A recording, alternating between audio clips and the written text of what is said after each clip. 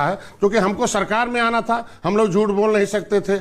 आज उनको सरकार में आना ही नहीं था, खाली आंशिक सफलता लेनी थी, इसलिए जितना झूठ बोलना था उतना झूठ बोलते रहे और फर्जी वीडियो दिखाते रहे, भ्रम फैलाते रहे। और इस भाजपा के कार्यकर्ता उस पर जो है नजरअंदाज किया। बुलडोजर मैं वो भी एक कारण है। आखिर 60-70 साल से गांव में गरीब, बुलडोजर तो इसलिए लाया गया था इसमें कि जो माफिया हैं, जो दहशतगर्द हैं, जिसके वजह से इस उत्तर प्रदेश में कोई इन्वेस्टर नहीं आता था डर के मारे कि हम कैसे सुरक्षित रहेंगे, तो ऐसे माफियाओं के खिलाफ चलाने के लिए बुलडोजर था। लेकिन गांव में कोई गरीब है, 70 साल से 80 साल, हमारे यहाँ जौनपुर में एक महिला थी, वो जो है एक प्रधान के खिलाफ जो है उसने एप्लीकेशन दे दिया, फर्जी है, उसके खिलाफ जब जांच बैठा तो प्रधान दोषी पाने लगा। उसने उस महिला के खिलाफ एक एप्लीकेशन लिख दिया कि ये घर बंजर में बना है, और 1 महीने के अंदर चलाया और उसको बुलडोजर से घर गिरा दिया। ये पहले बताइए, जो 90 साल से है और उसका घर गिरा देंगे तो वोट कहां से देगा?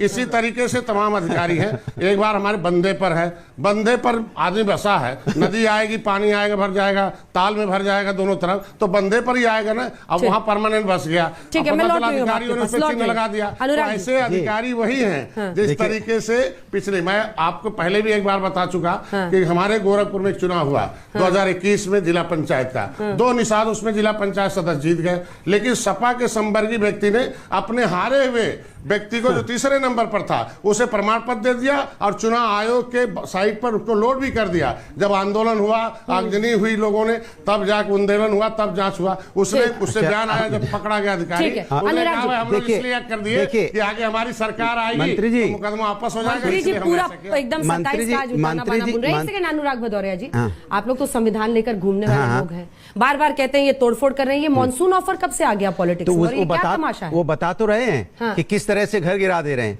बस्तियों की बस्ती उजाड़ दे रहे हैं, एक सुन तो लीजिए, बस्तियों की बस्ती उजाड़ रहे हैं। सोचो आप, 1-1 2-2 हजार मकानों के सामने जाके बुलडोजर खड़ा करके उसको रौंद देते हैं। छोटे छोटे बच्चे बाहर बिलखते हैं, चीखते हैं, चिल्लाते हैं, उनके माँ बाप रात भर सोते नहीं है कि मेरा घर की रजिस्ट्री है, सब कुछ है। आप वोट मांगने आए थे तो वोट मेरा वैध था, अब चूंकि हमको आप जीत गए, सत्ता में आ गए, सांसद जी बन के दिल्ली पहुंच गए, अब हम अवैध हो गए। तो वही तो वो कह रहे जो हम कह रहे थे, ये बार बार कह रहे। देखो किसी ने यहां पे बात नहीं की, मुस्लिम का नाम वापस ले आएंगे। आप क्यों हारे आपको पता है? आप इसलिए हारे क्योंकि आपने युवाओं की चिंता नहीं की, आपने छात्रों की चिंता नहीं की, आपने महिलाओं की चिंता नहीं की। महिलाओं ने, एक मां बेटी ने आग लगा ली, एक मकान गिराने गए कानपुर के अंदर में, दोनों जल के मर गई और आपको दर्द नहीं हुआ। आप यहां मुस्लिम की बात कर रहे हैं।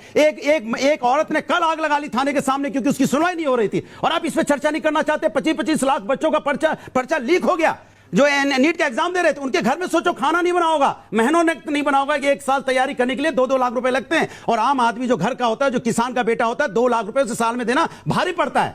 आपने उसकी चिंता नहीं की ना, उसकी बात करना चाहते आप, इसलिए मॉनसून ऑफर ले आया अखिलेश। मैं बता रहा हूं ना, तो मैं इनको याद दिलाना चाहता हूं कि आपको जनता ने चुना है सत्ता में, और आप कहां भाग रहे हैं? इनके एक डिप्टी भाग रहे हैं दिल्ली, एक दिल्ली में हवाई जहाज में दौड़ के भाग रहे हैं, दूसरे लखनऊ के अंदर भाग रहे हैं। जनता इंतजार कर रही, भैया हम बरसात हो रही, मेरा घर डूब रहा है, कोई आएगा कि नहीं आएगा बचाने के लिए?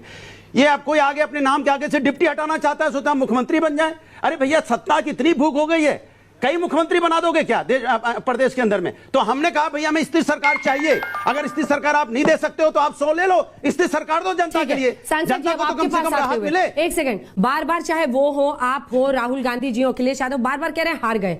अरे पीएम तो नरेंद्र मोदी ही बने हैं, प्री पोल्ड अलायंस की वजह से बने हैं, चाहे उन्होंने संजय निषाद जी की पार्टी हो, अनुप्रिया पटेल हो, या जितने भी है, जेडीयू, टीडीपी, सब प्री पोल अलायंस से ये जीते हैं। आपको तीसरी बार जनता ने विपक्ष के लायक ही समझा है। ये मैंडेट क्यों नहीं विपक्ष को समझ में आ रहा है? आप क्यों हारे, क्या कारण है? देखिए सीधी बात है, हमेशा 2014 हुआ, 2014 में बहुत भारी जीत हुई, अकेले सरकार बनाने लायक हो। लोगों ने कहा मोदी सरकार है, बीजेपी की सरकार कोई नहीं कह रहा था, कह रहा था मोदी सरकार है। 2019 में कहा कि मोदी सरकार, जो भी उन्होंने नारे दिए अपने, मोदी सरकार बनी फिर से। 2024 में इन्होंने कहा कि 400 पार कर लेंगे। मतलब जनता जो है वो कह रही है कि हम वोट नहीं देना चाह रहे हैं, लेकिन 400 पार एक मानसिक दबाव बनाने के लिए कि नहीं हम कुछ भी करेंगे हो जाएगा। जहां तक संविधान की आपने बीच में बात करी थी, संविधान की ऐसी बात है कि विपक्ष के कार्यकर्ता समाजवादी के हों, हमारे हों, आम आदमी पार्टी के हों, नेता हों, कार्यकर्ता हों, पूरे चुनाव पीरियड में ऐसा कोई दिन नहीं गया जब पुलिस उनके दरवाजे ना जाती हो, डराती ना हो, धमकाती ना हो। वोटिंग वाले दिन के एक दिन पहले लाल पर्चियां थमाई गई थी हमारे सारे बूथ अध्यक्षों को कि ये आप चुनाव वाले दिन बाहर नहीं निकलेंगे, वोट डालेंगे, घर आके बैठेंगे, नहीं तो आपको थाने ले जाया जाएगा। और वही हुआ, माने नहीं, कार्यकर्ता थे, उन्होंने कहा कि हम तो कार्यकर्ता हैं, हमको लोगों को वोट करने निकालना है। वोटिंग वाले दिन अगर बूथ पे भी खड़े हैं हमारे कार्यकर्ता जिनको लाल पर्ची पकड़ाई गई है, पकड़ के थाने में बैठा दिया गया। पूरे जिस दिन वोट पड़ रहे थे पूरे दिन मैं इधर ही उधर घूम रहा था। ऐसे हमारे यहाँ ही नहीं हुआ, पूरे उत्तर प्रदेश में ऐसा हुआ है, हर जगह देखने को मिला है। कार्यकर्ता दिन भर जेल में बैठा है। तो मेरा ये कहना है कि जब 400 पार आपका फेल हो गया। जीत गए? हाँ, मैं तो जीत गया। नहीं, हम लोग जीत गए तो हारे ही है ना। हाँ, हम लोग 43 लाए, वो 33 पे हैं, और आप कह रहे हो जीत गए, यही तो दिक्कत है। अगर आप 400 पार की बात करें, सरकार तो उन्हीं की बनी, अखिलेश अरे सरकार क्या दूसरों के, अरे उनको बोलने दीजिए, जो घुटनों के बल रहे हैं, उनको बोलने दीजिए, साथी के साथ दे रहा हूँ, साथी का ही साथ दे रहा हूँ। आपने कहा बन गए, अब कंधे पे, दूसरों के कंधे पे बैठे हैं। मैं याद दिला रहा हूँ उनको कि दूसरों के कंधे पे बैठ के चल रहे हो। मैं कह रहा हूँ, लेकिन 2024 राहुल में गांधी भी कहते थे 295, बहुत सीरियस होकर उन्होंने कहा था उस दिन कि 295। उस पर भी चिंतन चल रहा है, तो लेकिन इस बार मोदी सरकार नहीं है ना। मोदी सरकार की बात हो रही है। अब एनडीए है, पीएम तो मोदी जी है, लेकिन मोदी सरकार नहीं है। मोदी सरकार का कहा था उन्होंने, पूरे चुनाव प्रचार में मोदी सरकार की बात की थी। सरकार इस बार एनडीए की बनी है, दूसरों के बलबूते पे बनी है, खुद मोदी सरकार नहीं है, एनडीए की सरकार है। दूसरों के कंधों पे बैठी है, दूसरों के कंधों पे बैठी, दूसरों के पैरों पे चल रही है, और कह रहे हैं सरकार बन गई। भदौरिया साहब, जल्दी से एक रिएक्शन। मायावती जी का जो लगभग सफाया हो गया इस बार चुनाव में, इसको सफाया ही कहा जाता है सर, इसकी वजह क्या है? देखिए, आप जो कहती हैं राजनीति जो है ये संभावनाओं का खेल होता है, और पिछली बार भी हमको करीब 13% वोट मिला था, इस बार भी 10% वोट मिला है।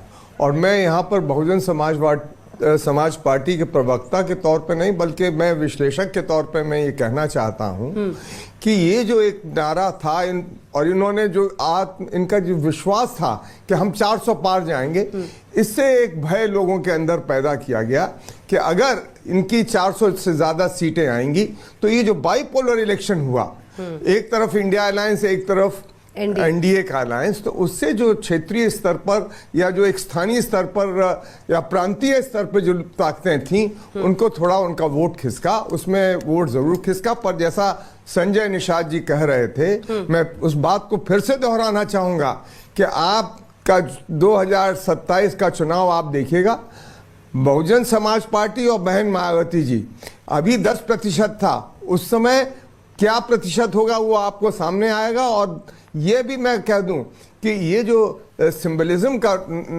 नारा होता है, हमेशा का रहता है कि मोदी की सरकार, इंदिरा गांधी के लिए तो ये भी कहा जाता था India is Indira, Indira is India, Nehru की सरकार तो ये होता। और मायावती जी भी जब थी मुख्यमंत्री तो मायावती जी की सरकार का, तो ये इस प्रकार से एक सिंबलिज्म रहता।